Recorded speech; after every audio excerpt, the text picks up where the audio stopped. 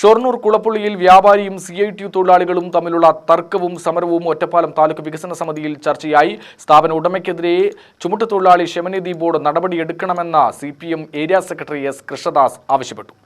ക്ഷേമനിധി ബോർഡിൽ അംഗത്വമുള്ള 25 തൊഴിലാളികൾ കഴിഞ്ഞ 18 ദിവസത്തോളമായി സമരത്തിലാണെന്ന് ഏരിയ സെക്രട്ടറി വിശദീകരിച്ചു. തൊഴിൽ നിഷേധത്തിൽ പ്രതിഷേധിച്ച് നടക്കുന്ന സമരം സ്ഥാപനത്തിന്റെ പ്രവർത്തനം തടസ്സപ്പെടാത്ത രീതിയിലാണെന്നും അദ്ദേഹം പറഞ്ഞു.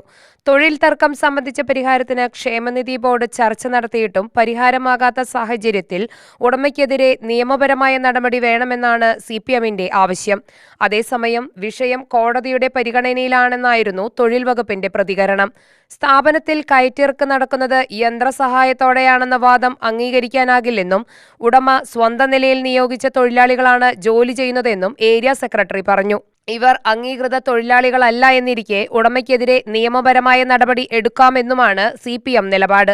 ഒറ്റപ്പാലത്തെ ശുദ്ധജല പ്രശ്നം, താലൂക്ക് ആശുപത്രിയുടെ പ്രവർത്തനത്തിലെ പോരായ്മകൾ, തെരുവുനായ ശല്യം ഉൾപ്പെടെയുള്ള വിഷയങ്ങളും സജീവ ചർച്ചയായി. യോഗത്തിൽ ഒറ്റപ്പാലം നഗരസഭാധ്യക്ഷ K ജാനകിദേവി അധ്യക്ഷയായി. പഞ്ചായത്ത് പ്രസിഡന്റുമാരായ K ഗംഗാധരൻ, P ചന്ദ്രൻ, തഹസിൽദാർ CM അബ്ദുൾ മജീദ് എന്നിവർ സംസാരിച്ചു. UTV news, Palakkad.